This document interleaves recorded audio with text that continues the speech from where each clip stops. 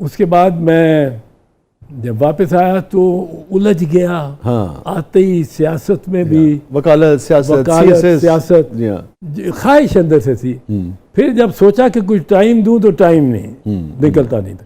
वो जब 38-40 साल की उम्र में सोचा कि फिर ये बांसुरी जब बजती है ना, हमारा घर जो मेरा आबाई घर लाहौर में ज़मान पार्क में है, और ज़मान पार्क के एक बासी के साथ है, वो वहाँ नहर जो बहती है, नहर में रात को गर्मियों की रात, क्या बात है, को नहर के दूसरे किनारे पर, और उस वक्त उधर खेत ही खेत होते थे। ये लाहौर शहर नहीं पहुंचा था अभी उधर, मतलब एडसन होगा और ये ज़मान पार्क होगा, था नहीं, जियोर भी था, जियो गार्डन्स भी था, पर नहर के पार कोई खास बस्ती नहीं। ठीक है।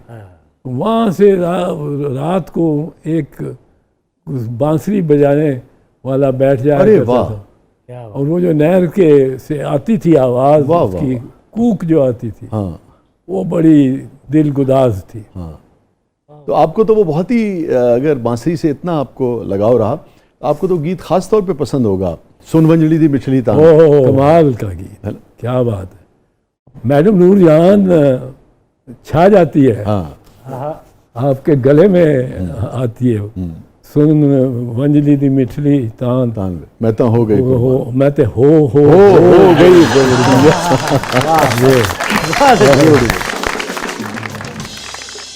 तो सब वो पाकिस्तान कहाँ खो गया?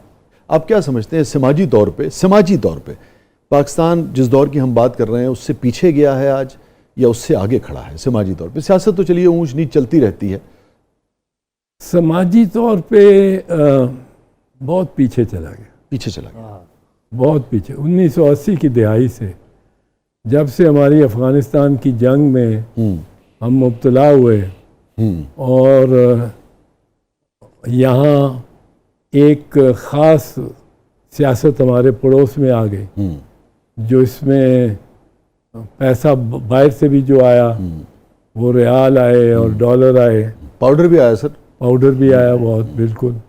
कितना नुकसान पहुंचाया उसने बड़ा नुकसान उस जंग ने, और हमारे हम जब मुलव्वस हो गए तो फिर पैसा लगाने वाले तो वो थे, पैसा तो हमारे पास नहीं था कोई, हमारे यहाँ डॉलर तो नहीं थे उगते, वो तो बक्सों में आते थे डॉलर। फिर बदकिस्मती से 9/11 वर्ल्ड ट्रेड सेंटर पे हमला हुआ, उसके बाद हमारी ये बदकिस्मती कि हम फिर मुलव्वस हो गए उसमें, उस जंग में। दूसरी और हम अभी फंसे हुए हैं उसमें। अमेरिका तो निकल गया, भाग गया, और अब वो तालिबान जिनको हमने ही सब कुछ सिखाया, हमने ही उनको हथियार उठाने सिखाए और सब कुछ, वो ही हमारे लिए एक मुसीबत बने हुए हैं। ठीक है, आपने फरमाया चौधरी साहब कि समाजी तौर पे आपका ये मानना है कि जो रशियन इन्वेजन था अफगानिस्तान में, उसके बाद बावजूद हम पीछे गए हैं वहाँ से आज। जी। कैसे हम दोबारा जो समाजी अक़दार थी हमारी, समाजी रवैये थे और जो खोया हुआ मकाम था, अगर उस वक्त जिस जगह थे, कैसे हम वहाँ दोबारा पहुँच सकते हैं और फिर उससे आगे बढ़ सकते हैं? मेरे ख्याल में वो ये है कि जब तक हमें ऐसी सोच हम नहीं अपनाते, हम ऐसा रवैया नहीं अपनाते जिसमें 4-5 कदरें हों। एक इख्तलाफ का हक, वो इख्तलाफ अकीदे का हो, मज़हब का हो, सियासी हो, किसी किस्म का भी, समाजी मसलकी, जी हाँ, और उसके अपने अकीदे या अपनी सोच को मनवाने के लिए आपका कोई हक नहीं है कि आप कोई तशद्दुद या धमकी के ज़रिए या ज़बरदस्ती कर सके। दूसरी बात यह है कि हमारे रवैये में शक का फ़ायदा देना, बेनिफिट ऑफ डाउट देना, नॉट जो सदियों से इंसाफ का भी उसूल रहा। अदालत में तो उसूल है ना, सदियों कि आपने मुल्ज़िम को फौजदारी मुकदमे में शक का फ़ायदा दिया। ऐसे लोग एक दूसरे को भी ज़ाती ज़िंदगी में भी शक का फ़ायदा दें। मैं आपको बताता हूँ एक मिसाल। 2 प्रोफेसर्स थे हमारे, यंग प्रोफेसर्स, कैम्ब्रिज में यूनिवर्सिटी में। एक हमारे कॉलेज डाउनिंग कॉलेज मेरे कॉलेज में से ही थे जॉन हॉपकिंस, और एक दूसरे कॉलेज से थे सिडनी ससेक्स कॉलेज से ठीक है, पॉल फेरेस्ट। इन दोनों की आपस में बड़ी दोस्ती भी थी पर रकाबत भी कभी होती थी।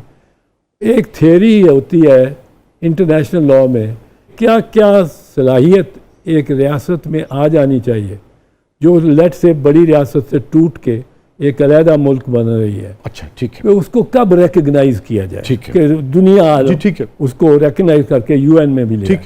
है। अब वो कौन से अवामिल हैं जो सब इकट्ठे हों तो फिर आप और कहेंगे कि ये कहेंगे रियासत, है ठीक है। अब इसको रखें। इस थ्योरी पे पॉल फेरेस्ट और जॉन हॉपकिंस ने आपस में ज़रा कुछ इख्तलाफ था। ठीक है, एक दिन अब लेक्चर हम सुन रहे हैं पॉल फेरेस्ट का, तो उसने बड़ा डायरेक्टली नाम ले लेके जॉन हॉपकिंस का और उसकी थ्योरी जो थी, उसकी जो वजाहत थी या उसका जो उस बारे में पॉइंट ऑफ व्यू था, नुक्ता नज़र था, उससे वो इख्तलाफ करता हुआ, और वो काफ़ी उसने शिद्दत से इख्तलाफ। अब हम 2-3 दोस्त बड़े हैं, उसमें 3-4 अंग्रेज थे, एक मैं था। हम बड़े लॉयल थे अपने प्रोफेसर से, एक लॉयल्टी थी। हम उसके पास चले गए उसने, हमने कहा वो पॉल ने तो जॉन तुम्हारे साथ उसने ये कहा है, ये क्या तुम्हें तो उन्होंने ब्लास्ट किया आज लेक्चर में। तो वो कहता है शायद आपने ठीक नहीं सुना। हमने कहा नहीं, हम पांचों ने सबको, अब पांचों में हमारी एक राय है, हमने ठीक सुना है। वो तो आप पे बड़ी लान तान कर रहा था। उसने कहा शायद वो आपको कुछ गलत फहमी हुई हो। हमने कहा जी कोई गलत फहमी नहीं। उसने कहा शायद फिर मेरी थ्योरी गलत हो। उसने हर मौका दिया, हर हमारे इल्जाम पे उसने शायद का लफ्ज़ इस्तेमाल। वाह, perhaps you didn't hear him properly. इसकी ये वजह होगी। परहैप्स भाई आखिर में कहता है perhaps I have to review my theory. ये इंतहा है, देखिए। अब वो ये शक का फायदा था परहैप्स से। वो यहाँ होता कहता आओ बच्चों अभी निकलते, उसको ठीक सीधा करते। ये शक का फायदा देना बड़ा, ये हम नहीं देते अब। ये हमारे यहाँ है ही नहीं, ये रवायत नहीं, ये होती थी।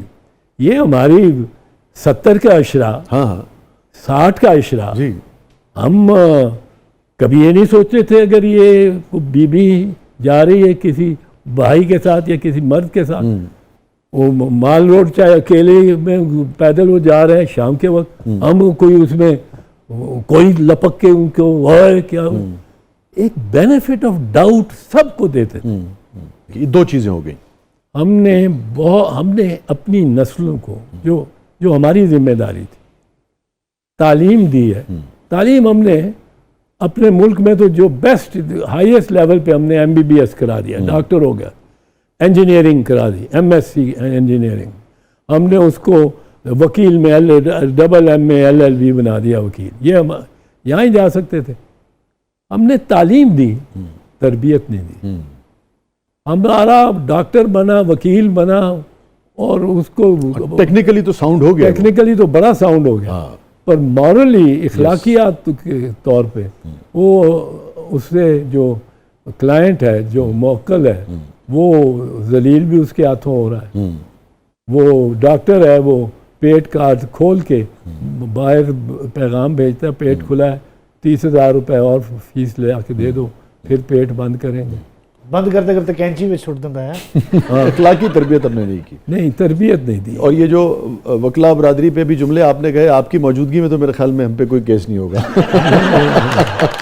नहीं, ये मैं जानता हूँ वकीलों को भी खुद एहतसाबी हमें करनी चाहिए। खुद एहतसाबी का हमें आंसर इसे बात से बात निकली। जी, अगर आप मुझे इजाज़त दें चौधरी साहब, यहीं से आके कंटिन्यू करते हैं। ब्रेक पे मुझे जाना है, वापस आके यहीं से कंटिन्यू करते हैं। नाज़रीन कहीं नहीं जाइएगा, छोटे से वक्फे के बाद वापस आते हैं। हमारे साथ मौजूद हैं नामवर और सीनियर कानूनदान, सियासतदान, अदीब, शायर मोहतरम चौधरी एहतजाज अहसन साहब। आप देख रहे हैं ज़बरदस्त